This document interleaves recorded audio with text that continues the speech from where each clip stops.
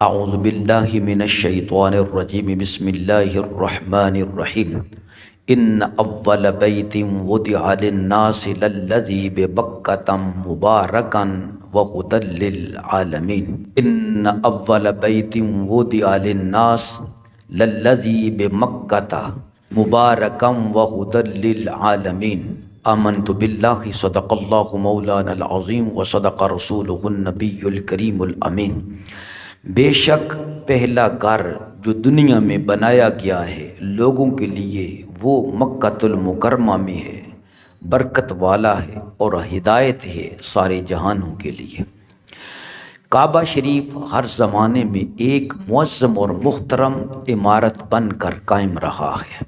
کسی بھی زمانے میں، چاہے وہ زمانہ اسلام سے قبل کا ہو یا اسلام کے تشریف لانے کے بعد کا ہو، کعبہ شریف کی عزت، عظمت اور احترام میں کبھی بھی کسی طرح کی کمی نہیں آئی۔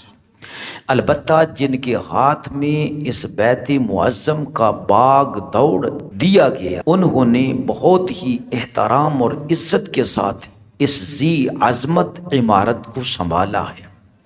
ہاں، بعض وقت مخالفین و معاندین کی جانب سے کعبہ شریف کی حرمت و عزت پامال کرنے کی کوشش ضرور کی گئی ہے، لیکن ان کی چال، ان کا فریب ان کے منہ پر ہی آن گرا، کیونکہ اس مکان طاہر کو اللہ تبارک و تعالی نے تمام عبادت گاہوں اور مساجد میں سے افضل قرار دیا ہے۔ اس جگہ پر عبادت کو دوسری جگہوں پر عبادات سے 1000 گنا بلکہ ایک نماز کا ثواب جو ہے 1,00,000 گنا بڑھا دیا گیا، اور یہ سب سے پہلا اللہ رب العزت کا گھر ہے دنیا پر۔ دنیا کے بت قدوں میں پہلا وہ گھر خدا کا، ہم اس کے پاس باں ہیں، وہ پاس باں ہمارا۔ زمانہ گزرنے کے ساتھ ساتھ تعمیر کعبہ میں تبدیلیاں ضرور آئی ہیں، اور چند وجوہات ضروریہ کی بنا پر کعبہ شریف کو کئی مرتبہ تعمیر نو کے لیے شہید بھی کیا گیا، اس کی دیواروں کو بھی ایک جگہ سے دوسری جگہ لایا گیا۔ اس موضوع میں ہم تعمیر کعبہ کے مختلف مراحل ما زمانہ تاریخ پس منظر سے روشنی ڈالنے کی کوشش کر رہے ہیں۔ جب ہم تاریخ کی کتابوں کا مطالعہ کریں تو ایک بات ہمارے سامنے عیاں ہو جاتی ہے کہ تعمیر کعبہ شریف کو 2 مرحلوں میں تقسیم کیا گیا ہے۔ پہلا مرحلہ اسلام کے پہنچنے سے پہلے، پہلا مرحلہ ظہور اسلام سے پہلے کا ہے، اور دوسرا مرحلہ ظہور اسلام کے بعد کا ہے۔ تعمیر کا پہلا مرحلہ اس پر بات کرتے ہیں قبل از اسلام۔ پہلے مرحلہ میں کعبہ شریف کو کتنی مرتبہ تعمیر کیا گیا ہے، اس میں علماء و مورخین کا شدید اختلاف ہے۔ امام الفاسی رحمۃ اللہ تعالی علیہ اپنی کتاب شفاء الغرام باخبار البلد الحرام کی جلد نمبر 1 صفحہ نمبر 175 پر لکھتے ہیں کہ اس بات میں کوئی شک نہیں ہے کہ کعبہ شریف کو عدید یعنی کئی مرتبہ تعمیر کیا گیا، لیکن عدد معین میں علماء و مورخین کا زمانہ اول سے ہی اختلاف رہا ہے۔ البتہ ان اختلافات سے جو متوسط عدد ہمیں ملتا ہے وہ یہ کہ خانہ کعبہ شریف کو کل 10 مرتبہ تعمیر کیا گیا ہے۔ ان میں سے 8 مرتبہ اسلام کے عروج سے پہلے تعمیر کیا گیا، اور زمانہ اسلام میں 2 مرتبہ بیت اللہ شریف کو تعمیر کیا گیا، اور زمانہ اسلام میں 2 مرتبہ بیت اللہ شریف کو تعمیر کیا گیا۔ تعمیر کعبہ شریف کا سلسلہ کچھ اس طرح سے ہے۔ پہلی مرتبہ ملائکہ علیہم الصلاۃ والسلام نے کعبہ کو تعمیر کیا۔ دوسری مرتبہ ان کے بعد حضرت سیدنا نبی آدم علیہ الصلاۃ والسلام نے کعبۃ اللہ کو تعمیر کیا۔ تیسری مرتبہ ان کے بعد ان کی اولاد نے کعبہ شریف کو تعمیر کیا۔ چوتھی مرتبہ خلیل اللہ ابراہیم علیہ الصلاۃ والسلام نے کعبہ شریف کو تعمیر کیا۔ 5ویں مرتبہ قبیلہ عمالقہ اور چھٹی مرتبہ قبیلہ جرہم نے تعمیر کیا، ساتویں مرتبہ قریش نے تعمیر کیا، آٹھویں مرتبہ حضرت عبداللہ بن زبیر رضی اللہ تعالی عنہ نے تعمیر فرمایا، نویں مرتبہ حجاز بن یوسف ثقفی اور 10ویں مرتبہ سلطان مراد خان نے کعبۃ اللہ شریف کی اثر نو تعمیر کی۔ امام علی بن عبد القادر طبری کا قول الارج المسکی فی التاریخ المکی میں منقول ہے، فرماتے ہیں کہ کعبہ شریف کو کل 10 مرتبہ تعمیر کیا گیا ہے۔ انہوں نے اولاد آدم کو والد کے ساتھ ہی شمار کیا ہے اور آخر میں عثمانی خلافت کے سلطان مراد کو گنتے ہیں کہ انہوں نے بھی کعبہ شریف کی تعمیر کی ہے۔ قول راجح کے مطابق کعبۃ اللہ شریف کو اسلام سے قبل 4 مرتبہ تعمیر کیا گیا۔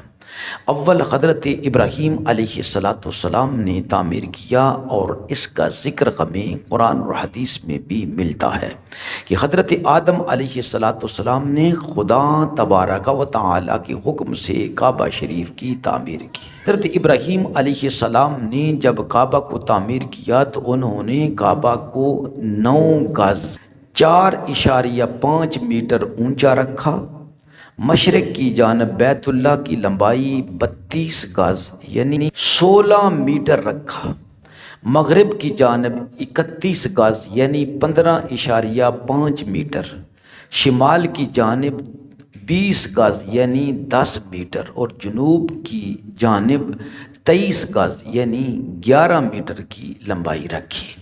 انہوں نے تعمیر کعبہ کے وقت کعبہ کے اوپر چھت نہیں بنائی بلکہ 2 دروازے بنا دیے جو کہ زمین سے بالکل متصل۔ دوسری اور تیسری مرتبہ کعبہ شریف کی تعمیر کی ذمہ داری بنو عمالقہ اور بنو جرہم نے بالترتیب لی۔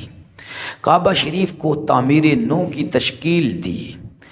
امام علی بن ابی طالب امیر المؤمنین رضی اللہ تعالی عنہ فرماتے ہیں کہ حضرت ابراہیم علیہ السلام کے تعمیر کعبہ کے بہت زمانے بعد کعبہ معظمہ کی دیوار کمزور پڑ گئی تو بنو عمالقہ نے کعبہ کی تعمیر نو کی، پھر ان کے بعد بنو جرہم نے خانہ کعبہ کو تعمیر کیا، پھر خانہ کعبہ کی عمارت میں کمزوریاں اور خرابیاں لاحق ہوئیں تو اس کو قریش نے تعمیر کیا۔ اخبار مکہ جلد 1 صفحہ نمبر 62۔ چوتھی مرتبہ بنو جرہم نے تعمیر کعبہ کے کچھ زمانے بعد جب عمارت کعبہ معظمہ میں پھر سے خرابیاں لاحق ہوئیں تو قریش نے تعمیر کعبہ کا بیڑا اٹھایا اور کعبہ کو تعمیر کیا۔ تاریخ کی کتابوں میں قریش کی تعمیر کعبہ کی وجہ بتائی جاتی ہے کہ قبیلہ قریش سے ایک عورت کعبہ کو روشن کرنے کی غرض سے روشن دان میں کچھ چنگاریاں لے کر جاتی ہے اور اچانک سے اس میں سے کچھ چنگاریاں اڑ کر غلاف کعبہ کو لگ جاتی ہیں اور آگ پکڑ لیتی ہے۔ اس کی وجہ سے دار کعبہ یعنی کعبۃ اللہ کی دیواروں کو کافی خرابیاں لاحق ہوئیں، تو یہ دیکھ کر قریش کے اندر یہ دہشت پھیل جاتی ہے کہ اگر وہ کعبہ کی تعمیر نہیں کریں تو ان پر اللہ کا عذاب آ جائے گا۔ اسی بنا پر قریش آگے بڑھ کر کعبہ کی تعمیر نو کے لیے اکٹھے ہوتے ہیں اور اس کے لیے صرف حلال مال جمع کرتے ہیں۔ حلال مال اتنے وافر میں جمع نہیں ہوتا کہ کعبہ کو مکمل بنائے ابراہیمی کی شکل دے سکے، اسی لیے انہوں نے حجر اسود کی جانب سے 6 گز یعنی 3.23 میٹر کم کر دیے ہیں اور ایک چھوٹی سی دیوار سے گھیر دیے ہیں اور ایک چھوٹی سی دیوار سے گھیر دیتے ہیں اس کو کہ لوگ طواف کے وقت اس کے اندر نہ آ سکیں۔ اہل قریش نے تعمیر کعبہ کے وقت کچھ تبدیلیاں بھی کی، جیسے کہ انہوں نے کعبہ کی اونچائی 9 گز یعنی 4.5 میٹر سے 18 گز یعنی 9 میٹر تک بڑھا دی۔ اور ساتھ ہی کعبہ کے اوپر چھت بھی ڈال، جبکہ باب شرقی کی اونچائی بھی کچھ زیادہ بڑھا دی گئی۔ اور سب سے اہم بات یہ کہ قریش کا کعبہ کی اس تعمیر نو میں ہمارے پیارے آقا مولا پیغمبر اسلام محمد عربی صلی اللہ علیہ وسلم نے بھی شمولیت اختیار فرمائی۔ ابھی نبی پاک علیہ السلام نے اعلان نبوت نہیں فرمایا تھا۔ جب تعمیر کعبہ کا کام تکمیل کو پہنچا تو قریشی قبائل کے بیچ ایک مسئلہ لڑائی کی نوبت تک آن کھڑا ہوا۔ وہ یہ تھا کہ حجر اسود کو کعبہ کے جانب میں رکھنے کا شرف کس قبیلے کو حاصل ہوگا۔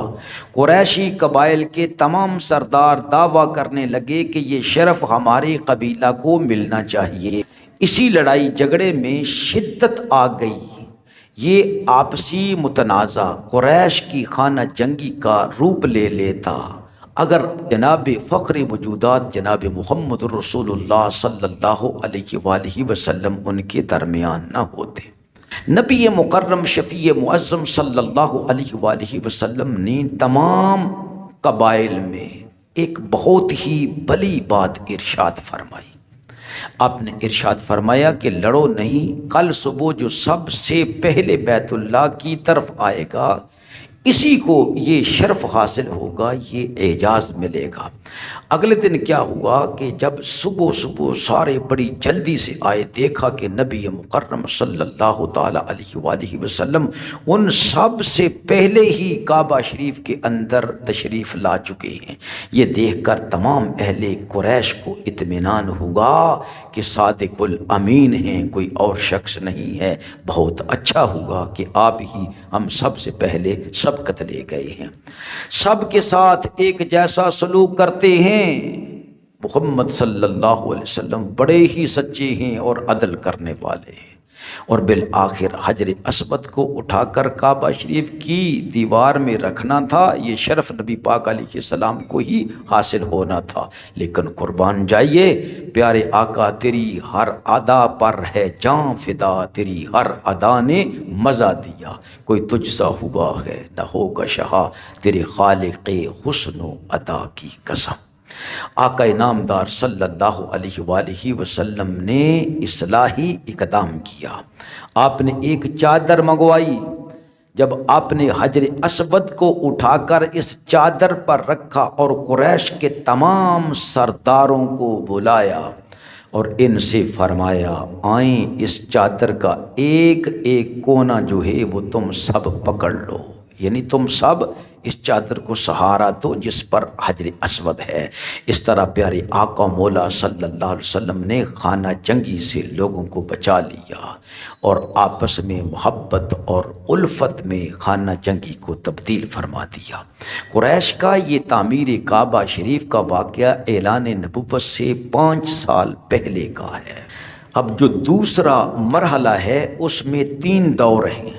پہلا دور سیدنا عبداللہ بن زبیر رضی اللہ تعالی عنہ کا، جب اموی خلافت کا تخت امیر معاویہ رضی اللہ تعالی عنہ کے بعد ان کے بیٹے یزید کو ملا تو اس نے سن 64 میں حسین بن نمیر کی قیادت میں حجاز میں عبداللہ بن زبیر رضی اللہ تعالی عنہ کا تختہ پلٹنے کے لیے ایک بڑی فوج کو بھیجا۔ عبداللہ بن زبیر رضی اللہ تعالی عنہ کا تختہ پلٹ کر پورے حجاز کو خلافت اموی کے تحت شامل کرنے کے لیے یزید کی فوج مکہ کا محاصرہ کر چکی تھی اور یہ محاصرہ کئی دنوں تک جاری رہا۔ محاصرہ کے دوران حسین بن نمیر نے منجنیق اور توپ کے ذریعے مکہ پر حملہ کیا، جس کی وجہ سے خانہ کعبہ پر کافی اثر پڑا تھا اور خانہ کعبہ کی دیواریں بالکل کمزور ہو گئی تھیں۔ محاصرہ کے 17ویں دن کے بعد یزید بن معاویہ کا انتقال ہو گیا تو اس کی فوج حصار مکہ کو ختم کر کے شام کی طرف لوٹ گئی۔ اس کے بعد حضرت عبداللہ بن زبیر رضی اللہ تعالیٰ عنہ نے خانہ کعبہ کو نئے سرے سے تعمیر فرمایا اور بالکل اسی طرح تعمیر کیا جس طرح کہ ابراہیم علیہ السلام نے تعمیر کیا تھا۔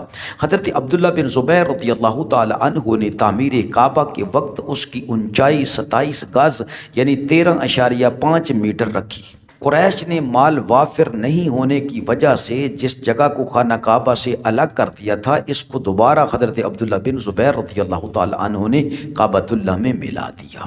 دوسرا دور یزید بن معاویہ کے بعد عبد الملک بن مروان خلافت امویہ کا خلیفہ مقرر ہوا۔ عبد الملک بن مروان حجاز بن یوسف ثقفی کی قیادت میں ایک بڑی فوج کو تشکیل دیتا ہے اور انہی مکۃ المکرمہ کی طرف روانہ کرتا ہے تاکہ سیدنا عبداللہ بن زبیر رضی اللہ تعالی عنہ کے تخت کو پلٹ سکیں۔ جب حجاج اپنی فوج کے ساتھ مکہ پہنچتا ہے تو اس نے جو عبد الملک بن مروان کے خلاف گیا اور اس کی بیعت نہیں کی، اس کے خلاف اعلان جنگ کر دیا، اور اسی جنگ میں حجاج نے حضرت عبداللہ بن زبیر رضی اللہ تعالی عنہ کا سر مبارک قلم کیا اور پھر ان کے سر کے ساتھ پورے مکہ المکرمہ شریف میں چکر لگوایا، اور پھر 74 ہجری میں حجاج نے خانہ کعبہ کی تعمیر نو کو دہرایا اور نئے انداز میں خانہ کعبہ کی تعمیر کی۔ اس نے خانہ کعبہ کے مغربی دروازے کو بند کروا دیا جبکہ مشرقی دروازے کی اونچائی کو اور زیادہ بڑھا دیا، شمالی دیوار کو منہدم کر دیا۔ تیسرا دور سلطان مراد خان۔ سلطان مراد خان خلافت عثمانیہ کے سلطان ہیں۔ سلطان محمد فاتح جنہوں نے قسطنطینیہ فتح کیا اور انہی کے فرزند ہیں۔ سلطان مراد خان کا دور خلافت 1032 ہجری سے 1050 ہجری تک ہے۔ سن 1039 میں مکہ المکرمہ میں جب شدید بارش کی وجہ سے سیلاب آیا تھا اور یہ سیلاب خانہ کعبہ اور مسجد حرام تک پہنچ کر کافی خرابیاں لایا۔ اسی سیلاب میں خانہ کعبہ کی شامی دیوار گر گئی اور مغربی اور مشرقی دیواروں کا بعض حصہ بھی گر گیا، تو سلطان مراد خان نے خانہ کعبہ کے مغربی اور شمالی دیواروں کو گرا کر خانہ کعبہ کی تعمیر نو کا کام کیا۔ بہت ہی خوبصورت انداز میں کعبہ شریف کی تعمیر ہوئی اور دور حاضر تک وہی تعمیر شدہ خانہ کعبہ اپنی بنیادوں پر باقی ہے، جس کی طرف خانہ کعبہ کو منسوب کیا جا رہا ہے، اور حج کے لیے جنہوں نے لوگوں کو پکارا تھا اور بڑی ہی محبت کے ساتھ بیت اللہ شریف کی تعمیر کی تھی، جس کو معمار کعبہ کہا جاتا ہے، وہ ہیں ہم سب کے باپ حضرت سیدنا ابراہیم نبی علیہ السلام۔ اللہ تعالیٰ قرآن میں ارشاد فرماتا ہے وَإِذْ يَرْفَعُ إِبْرَاهِيمُ الْقَوَاعِدَ مِنَ الْبَيْتِ وَإِسْمَاعِيلُ، اور جب اٹھاتا تھا ابراہیم علیہ السلام اس گھر کی نیویں یعنی بنیادیں اور اسماعیل، اور وہ کیا کہتے تھے؟ ربنا تقبل منا، اے ہمارے رب ہماری طرف سے اس مزدوری کو، اس کام کو شرف قبولیت عطا فرما، انک انت السمیع العلیم، اے اللہ بے شک تو ہی سنتا ہے اور جانتا ہے۔ ربنا وجعلنا مسلمین لک، اے اللہ ہم دونوں کو ایسے بنا کہ ہم تیرے حضور اپنی گردن کو جھکانے والے بن جائیں، ومن ذریتنا، اور ہماری اولاد میں سے بھی امتم مسلمۃ لک، ایسی جماعت بنا، ایسی امت بنا جو تیری فرما بردار ہو، تیرے حضور میں جھکنے والی ہو، وارنا مناسکنا، اور ہمیں ہماری عبادت کے قاعدے بتا،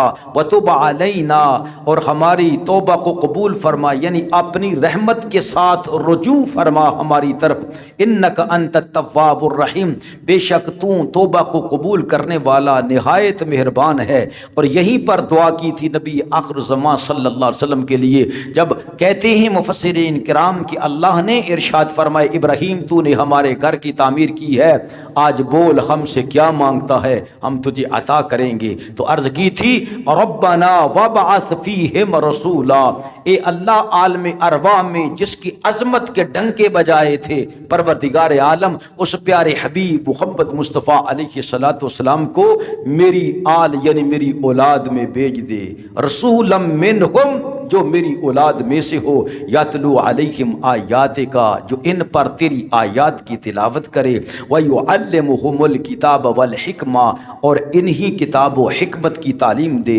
ویزکیہم، اپنی نگاہ پاک سے ان کے دلوں کو بھی پاک کر دے، انک انت العزیز الحکیم، بے شک تو غالب ہے اور حکمت والا۔ تو ابراہیم علیہ السلام نے خانہ کعبہ کو تعمیر کیا اللہ رب العزت کے حکم پر۔ حضرت سیدنا ابراہیم پیغمبر علیہ السلام تعمیر کا کام کرتے، اور حضرت پاک پیغمبر کے بیٹے پاک پیغمبر اسماعیل علیہ السلام گارا اور پتھر آپ کو لا لا کر دیتے، آپ پتھروں کو گارے کے ساتھ خانہ کعبہ کو بناتے جاتے، لیکن جب دیواریں اوپر ہو گئیں تو ابراہیم علیہ السلام نے اپنے صاحبزادے سے فرمایا کہ جاؤ بیٹا ایک پتھر لے کر آؤ تاکہ میں اس کے اوپر اپنے قدم رکھ کر، یہ کعبے کی دیوار اونچی ہو گئی ہے تو اس پر اپنا قدم رکھ کر کعبے کی دیوار کو بناؤں۔ حضرت سیدنا اسماعیل علیہ السلام جب لینے کے لیے گئے تو ادھر سے سیدنا جبریل علیہ السلام دو پتھروں کو لے کر آ رہے تھے۔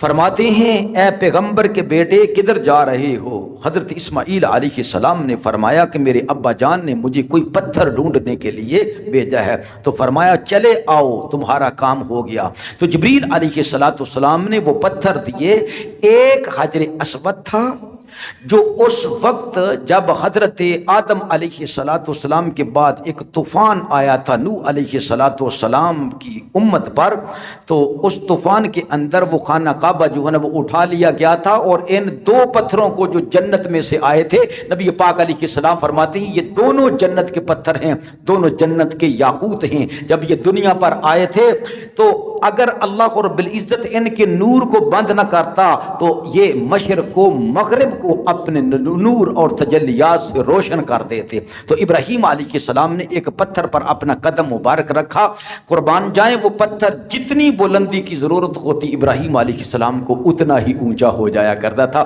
ایسے حضرت ابراہیم علیہ السلام نے خانہ کعبہ کی تعمیر فرمائی۔ جب حضور اکرم صلی اللہ علیہ وسلم کے لیے دعا کر رہے تھے کہ یا اللہ میری اولاد میں سے محمد صلی اللہ علیہ وسلم کو بھیج دے، اس وقت ادب کی خاطر یہ پتھر جھک گیا تھا، اور اس پتھر پر ابراہیم علیہ السلام کے دونوں قدموں کے نشان پڑ گئے تھے۔ تو ابھی بھی وہ حضرت ابراہیم علیہ السلام کے دو قدموں کے نشان والا پتھر صحن کعبہ میں ہے، جس کو مقام ابراہیم کہتے ہیں۔ طواف کے بعد واجب ہے کہ وہاں پر اس کو سامنے رکھ کے بیچ میں، اور پھر کعبہ بھی سامنے نظر آئے، دو نفل ادا کرنا یہ واجب ہے۔ تو وہ ایک ابراہیم علیہ السلام کا مقام ہے پتھر جس کے اندر آپ علیہ السلام کے دو قدموں کے نشان ہیں، اور ایک پتھر جو جنت کا ہے وہ حجر اسود شریف ہے جو خانہ کعبہ کی دیوار میں ہے، جس کو لوگ بوسہ دیتے ہیں یا استلام کرتے ہیں دور سے، اللہ رب العزت سے دعا کرتے ہیں اللہ رب العزت ہمیں بھی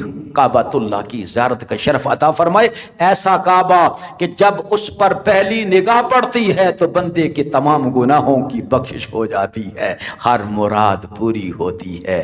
وہ خانہ کعبہ جو اللہ کی نشانیوں میں سے بہت بڑی نشانی ہے، اسی کے نزدیک ہی زمزم کا چشمہ ہے، یہی مسجد حرام ہے جہاں پر جا کر حج ہوتا ہے اور عمرہ شریف بھی ہوتا ہے۔ اللہ رب العزت سے دعا کرتے ہیں کعبۃ اللہ کا احترام دل سے کرنے کی توفیق عطا فرمائے، اور اللہ رب العزت ہمیں بھی کعبۃ اللہ کی زیارت کا شرف عطا فرمائے۔